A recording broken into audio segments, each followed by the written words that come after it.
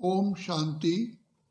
बाबा के महावाक्य है 28 जनवरी 2024 के। अव्यक्त बाप दादा के महावाक्य है 28 नवंबर 1997। बाबा की मुख्य शिक्षा है, मीठे बच्चे, बेहद की सेवा का साधन है रूहानी पर्सनैलिटी द्वारा नजर से निहाल करना। बेहद की सेवा का साधन है रूहानी पर्सनैलिटी द्वारा नजर से निहाल करना। आज बाप दादा अपने अनेक कल्प के मिलन मनाने वाले लाडले सिकिलधे बच्चों से फिर से मिलन मनाने आए हैं। आज बाप दादा अपने अनेक कल्प के मिलन मनाने वाले लाडले सिकिलधे बच्चों से फिर से मिलन मनाने आए हैं। अव्यक्त मिलन तो सदा मनाते ही हो, लेकिन अव्यक्त से व्यक्त रूप में मिलन मनाने के लिए सभी बच्चे भारत व विदेश से फिर से अपने घर पहुंचे हैं। बाप दादा देख रहे हैं कि चारों ओर बच्चे अपने अपने स्थान पर मिलन मना रहे हैं। ये मिलन रूहानी मिलन, ये रूहानी अलौकिक मिलन है।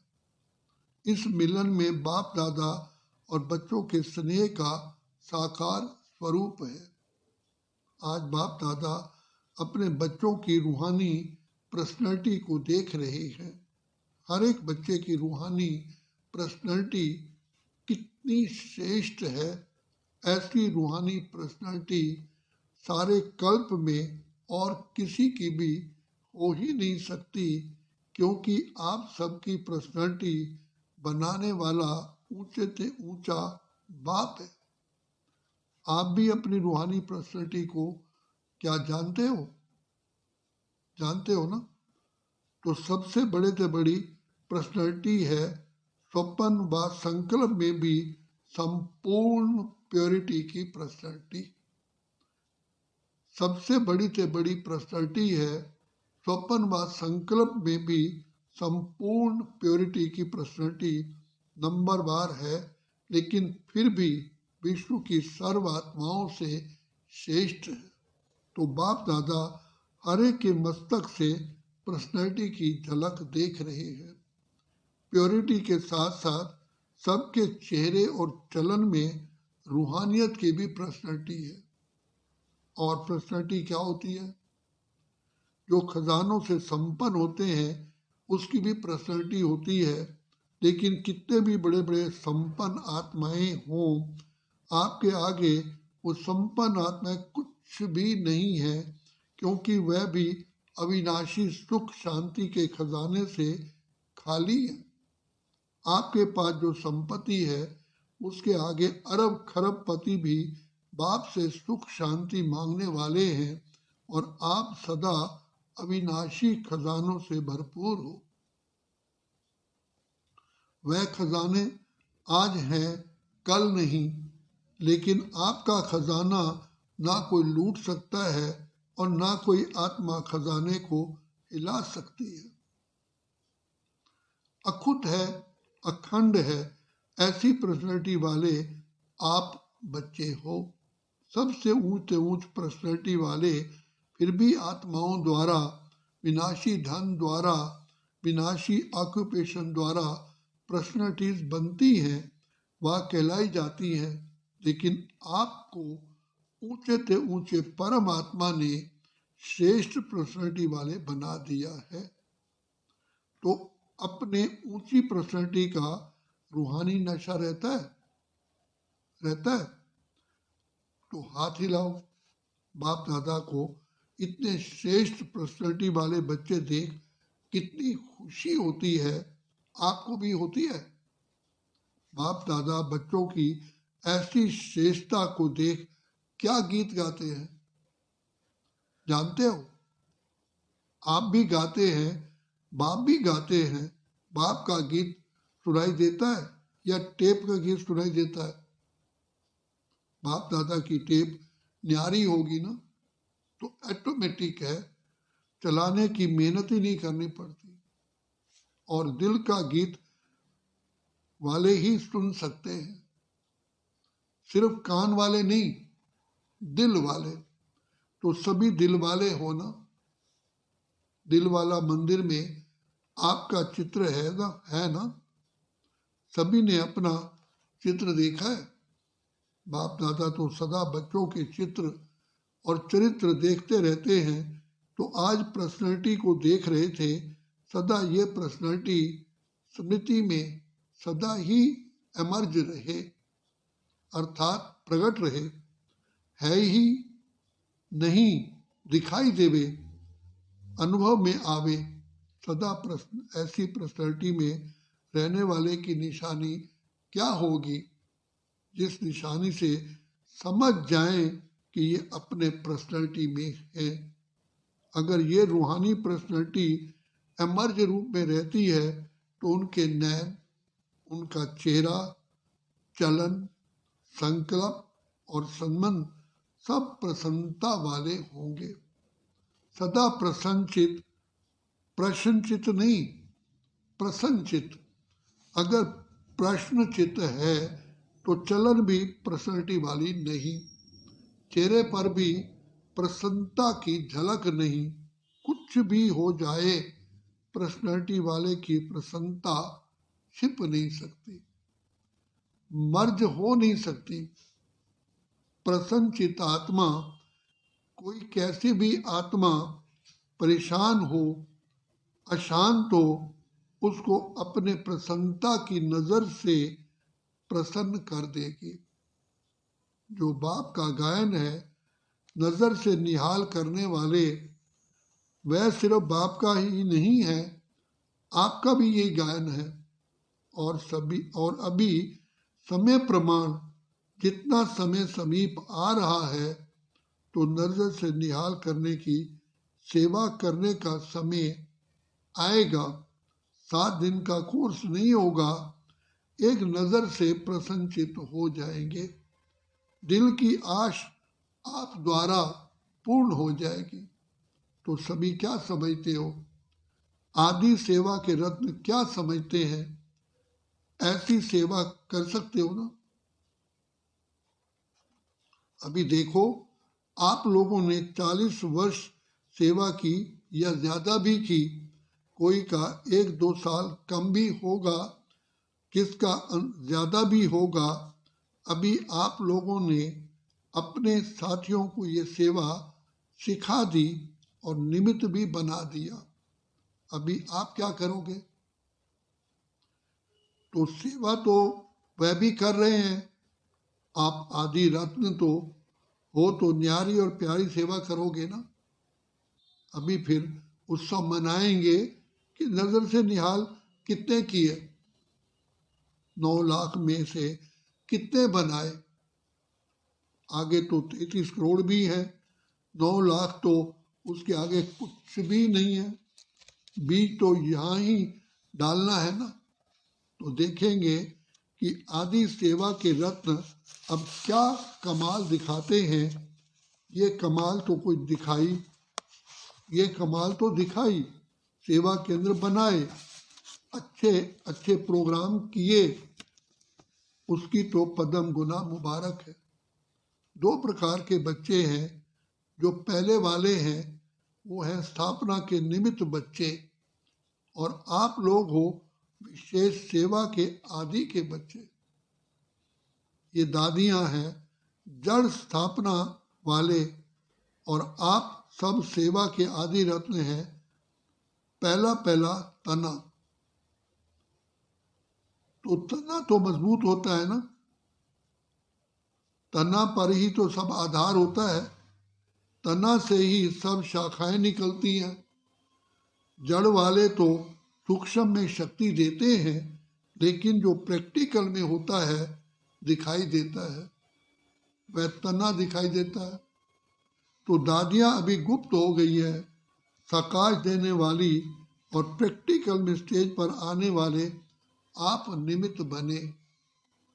सम्मान समारोह में आई हुई सभी बड़ी बहनों से बाप दादा ने हाथ उठवाया, इसलिए बाप दादा काम दे रहे हैं।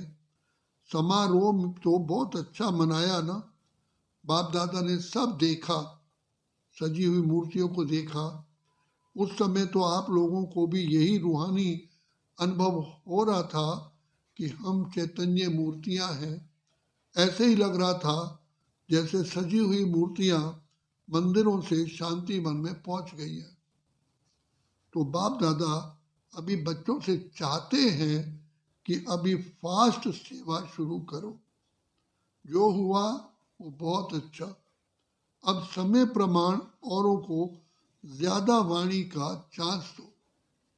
अभी औरों को माइक बनाओ, आप माइट बन के साकाश दो, तो आपकी साकाश और उन्हों की वाणी ये डबल काम करेगी।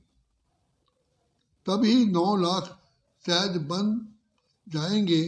अभी आप सभी चाहें फंक्शन में बैठे या और भी महारथी हैं तो महारथियों की अभी सेवा है सर्व को साकाश देना, बेहद की सेवा के मैदान में आना।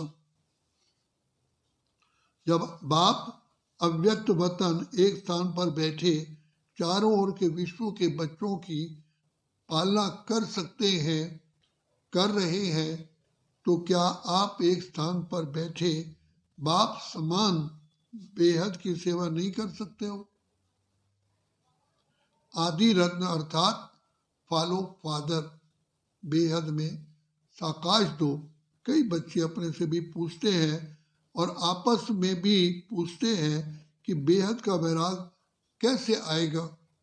दिखाई तो देता नहीं है, लेकिन बेहद की सेवा में अपने को बिजी रखो तो बेहद का वैराग स्वतः ही आएगा, क्योंकि वह ये साकाश देने की सेवा निरंतर कर सकते हो ना, कर सकते हो। इसमें तबीयत की बात, समय की बात ये सहज हो जाती है। दिन रात इस बेहद की सेवा में लग सकते हो। जैसे ब्रह्मा बाप को देखा, रात को भी कैसे आँख खुली और बेहद की साकाश देने की सेवा होती रही। तो ये बेहद की सेवा इतना बिजी कर देगी जो बेहद का वैराग स्वतः ही दिल से आएगा, प्रोग्राम से नहीं। ये करें, ये करें, ये प्लान तो बनाते हो, लेकिन बिजी बेहद की सेवा में रहना ये सबसे सहज साधन है। क्योंकि जब बेहद को साकाश देंगे तो नजदीक वाले तो ऑटोमेटिक साकाश लेते रहेंगे। इस बेहद की साकाश देने से वायुमंडल ऑटोमेटिक बनेगा। अभी ये नहीं सोचो कि इतने सेंटर के जिम्मेदार हैं व जोन के जिम्मेदार हैं। आप सभी तो को स्टेट के राजा बनना है या विश्व का? क्या बनना है? विश्व का ना। आदि रत्न हो तो विश्व को साकाश देने वाले बनो। अगर 20 सेंटर 30 सेंटर पर या 200-250 सेंटर या जोन ये बुद्धि में रहेगा तो ये भी तना का काम नहीं है। ये तो टाल टालियां भी कर सकती हैं। आप तो तना हो ना, तने से सबको साकाश पहुंचती है। आप सभी भी ये सोचते हो कि बेहद का वैराग आना चाहिए, ये तो बहुत अच्छा है तो बहुत अच्छा। अभी विनाश हो जाए लेकिन 9 लाख ही तैयार नहीं किए तो सतयुग के आदि में आने वाली संख्या ही तैयार नहीं है और विनाश हो गया तो कौन आएगा? क्या 2-3 हजार पर राज्य करोगे? 4-5 लाख पर राज्य करेंगे? इसलिए अब बेहद की सेवा का पाठ आरंभ करो। पांडव क्या समझते हैं? बेहद की सेवा करेंगे ना। पांडव तैयार हैं? अभी ये हद की बातें बेहद में जाने से आप ही छूट जाएंगी, छुड़ाने से नहीं छूटेगी। बेहद की साकाश से परिवर्तन होना फास्ट सेवा का रिजल्ट। बाप दादा जानते हैं कि नाजुक परिस्थितियों में निमित्त बनी आत्माओं ने सेवा का प्रत्यक्ष प्रमाण दिया है, लेकिन आप सभी का फाउंडेशन व सेकंड का परिवर्तन का मूल अनुभव यही है कि ब्रह्मा बाप को देखा और ब्राह्मण बन गए। सेवा का वरदान मिला और सेवा में लग गए। बाप दादा ने सभी के अनुभव भी सुने, अच्छे अनुभव सुनाए। तो जैसे आप लोगों का अनुभव है, ब्रह्मा बाप को देखा और सोचना भी नहीं पड़ा, सहन करने का भी अनुभव नहीं हुआ कि सहन कर रहे हैं, बड़ी बात नहीं लगी। ऐसे अभी हर श्रेष्ठ ब्राह्मण आत्मा को देखें और आत्मा में ब्राह्मणों में ब्रह्मा बाप देखें। ये है सेवा का फास्ट साधन। क्या ब्रह्मा बाप ने आपको कोर्स कराया? कोर्स तो पीछे किया, लेकिन देखा और हो गए। तो जैसे ब्रह्मा बाप में बाप समाया हुआ था, इसलिए मेहनत नहीं लगी, ऐसे आप सभी भी बाप दादा को अपने में समाते हुए नजर से निहाल करो। जो आप सबका अनुभव है, अनुभवी हो, देखा और फिदा हो गए। जैसे अभी सोचते हैं, ट्रेनिंग लेते हैं, फिर ट्रायल पर आते हैं, फिर कोई चला जाता है, कोई रहता है। इतनी मेहनत आपने ली, ट्रेनिंग की क्या, ट्रायल पर रहे क्या, बस आए और खो गए। ऐसी सेवा जब एक ब्रह्मा बाप ने की, तो आप इतने ब्राह्मण आत्माएं नहीं कर सकते हो क्या? आपकी पर्सनैलिटी अपना बना दे। ब्रह्मा बाप की भी पर्सनैलिटी थी ना, चाहे सूरत की चाहे सीरत की, लेकिन पर्सनैलिटी थी, तब तो आकर्षित हुए। तो फॉलो फादर। जब बाप ने आपको आदि में निमित्त बनाया, तो जो आदि के हैं, सेवा के निमित्त व स्थापना के फाउंडेशन, उनको अंत तक सेवा में रहना ही है। तबीयत के कारण शरीर से चक्कर नहीं लगा सकते, लेकिन मन से तो लगा सकते हो ना, लगा सकते हो। उसमें तो खर्चा भी नहीं है, वीजा लेने की जरूरत भी नहीं, भाग दौड़ की भी जरूरत नहीं, लेटे लेटे भी कर सकते हो। क्या समझते हो? अब ऐसा कोई प्लान बनाओ, नया पाठ शुरू करो। अभी एक फंक्शन तो मना लिया ना, जो सेवा की उसका प्रत्यक्ष फल मिल गया। अभी नई सेवा करो। अच्छा, बाप दादा सिर्फ सामने वालों को नहीं देख रहे हैं, सभी बच्चों को कह रहे हैं, विदेश में भी जो सुन रहे हैं उन्हों को भी कह रहे हैं, जहाँ भी सुन रहे हैं, चाहे शांति वन में सुन रहे हैं, चाहे ऊपर पांडव भवन में, चाहे विदेश में, जहाँ भी है, वहाँ बाप दादा सभी के लिए कह रहे हैं। अब बेहद के सेवाधारी बनो, समय बेहद की सेवा में लगाओ। बेहद की सेवा में समय लगाने से समस्या सहज ही भाग जाएगी, क्योंकि चाहे अज्ञानी आत्माएं हैं, चाहे ब्राह्मण आत्माएं हैं, लेकिन अगर समस्या में समय लगाते हैं व दूसरों का समय लेते हैं, तो सिद्ध है कि वो कमजोर आत्माएं हैं, अपनी शक्ति नहीं है। जिसको शक्ति नहीं हो, पाँव लंगड़ा हो और उसको आप कहो दौड़ लगाओ, तो क्या लगाएगा या गिरेगा? तो समस्या के वश आत्माएं, चाहे ब्राह्मण भी है लेकिन कमजोर है, शक्ति नहीं है, तो वे कहाँ से शक्ति लाएं? बाप से डायरेक्ट शक्ति ले नहीं सकते, क्योंकि कमजोर आत्मा है। तो क्या करेंगे? कमजोर आत्मा को दूसरे कोई का ब्लड देकर ताकत में लाते हैं, कोई शक्तिशाली इंजेक्शन देकर ताकत में लाते हैं। तो आप सब में शक्तियां हैं, तो शक्ति का सहयोग दो, गुण का सहयोग दो। उनों में है ही नहीं, अपना दो। पहले भी कहा था ना, दाता बनो। वह असमर्थ है, उन्हों को समर्थी दो।